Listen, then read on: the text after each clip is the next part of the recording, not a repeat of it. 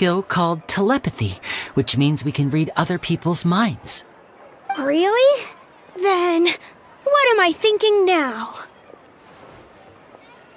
Well, first you need to relax, because I can see that you're clenching your fist in your mind, as if to say, no, I mustn't let him guess it. Aww.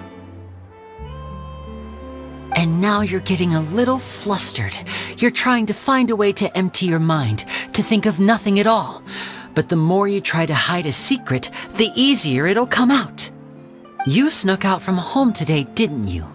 You told your family a little lie so you could come out and play. Now, that's not a good habit. You can tell? Oh boy, you really can read my mind. Of course. Oh, and that's the end of my performance. You should really be heading home. Remember to apologize to your family, all right? They must be worried about you. All right, got it. Bye, Mr. Magician.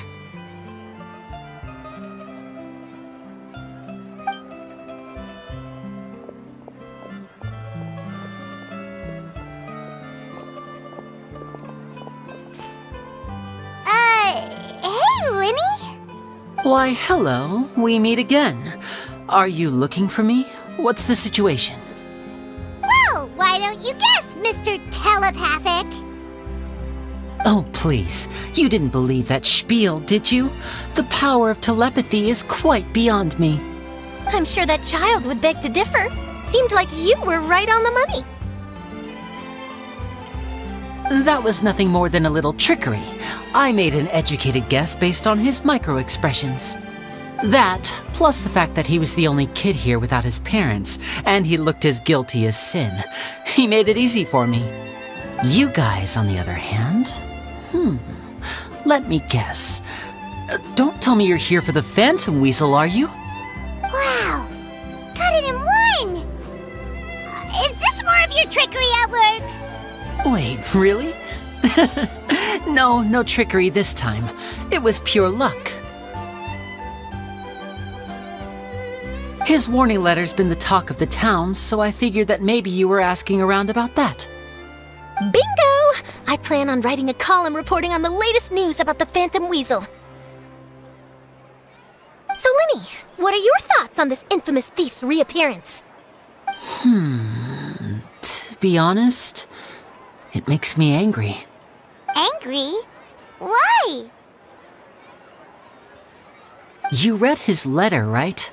The Phantom Weasel claims he's planning something in 3 nights' time at the Opera House. That's the night I'll be performing there. Huh. What are the chances? Wait a minute, you don't think he's after you, do you? Well, if he is, then his warning is clearly a direct challenge to me personally. And if he's not, then it's still going to be a huge headache for me. The mere mention of the Weasel's name is enough to scare people off, so once the contents of that letter get out, barely anyone will be showing up to watch my show. But I've been preparing for this for a long time. I'm not about to let him ruin my big day. This leaves me with only one choice. I have to expose the Phantom Weasel's identity before the show begins. Really?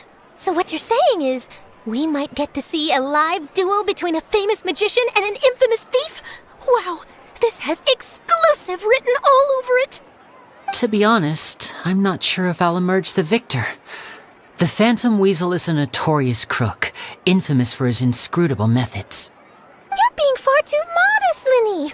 I think your magic tricks are even more inscrutable than those of a thief. Thanks for the compliment, though I have to say I don't care much for the comparison. A lot of people liken magicians to thieves because we both have the ability to make things disappear without the person noticing. But there's an important difference that these people overlook. Allow me to demonstrate with a quick magic trick. Here, I have a flower, just an ordinary flower that was picked not long ago. Watch it carefully now. 3, 2, 1. It's gone!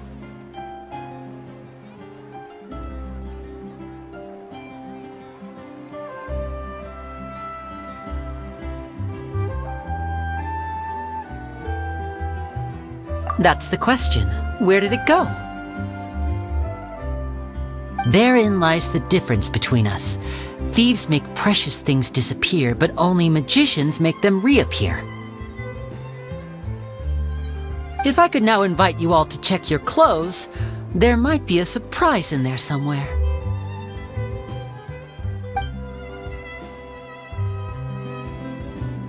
A surprise? Let me see!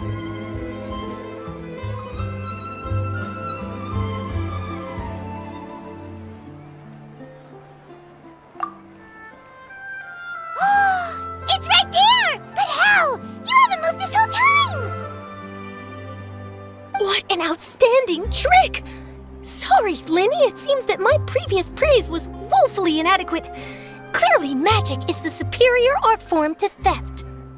Don't worry, I didn't take offense. I just wanted to take the opportunity to perhaps change some of the preconceived notions you might have about magicians. Since Caesar's death, a lot of people associate magicians with criminality. It can be quite frustrating. I can imagine. Coming back to your trick just now, might I presume that you are well versed in floral symbolism? For example, magicians often use rainbow roses in their flower-related performances to represent passion and romantic encounters. But you used a Lumidu spell, which, if I'm not mistaken, allude to separations. I'm curious to know if there was any deeper meaning behind this choice? Impressive knowledge. It's no wonder you're such a successful journalist. But I'm afraid I don't know the first thing about floral symbolism. I'm just in the habit of using Lumidu spells in my magic. It sounds like something I should look into, though. I'll buy myself a copy of Fontaine's Floral Language Facts when I have some time, but it'll have to wait until this phantom weasel business is behind us. Well noted. In that case, this brings us to the end of our interview. I, for one, am looking forward to the final showdown between you and the thief. Please feel free to get in touch to update me on any further developments. Otherwise, I will of course see you at your show in 3 days' time, but let's hope the Phantom Weasel is caught by then. If there's nothing else, I'll be off. You've given me lots to work with here, and I've got no time to lose if I want to write that exclusive piece. I'll see you all later!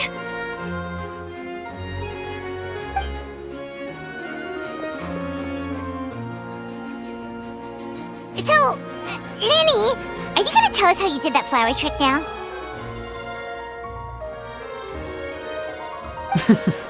I'm afraid that's my little secret.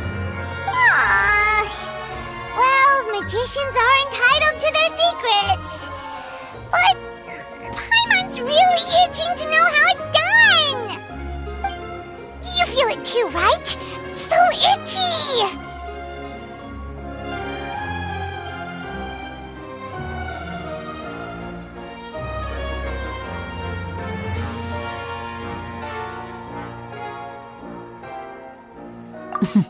Not so itchy then, huh? Well, since you're so concerned, how would you like to serve as my temporary magician's assistants and help me investigate? Magician's assistants? Oh, that sounds fun! Assistants are technically magicians too! Also, it'll bring us one step closer to figuring out how that darn trick is done! Shall we go for it?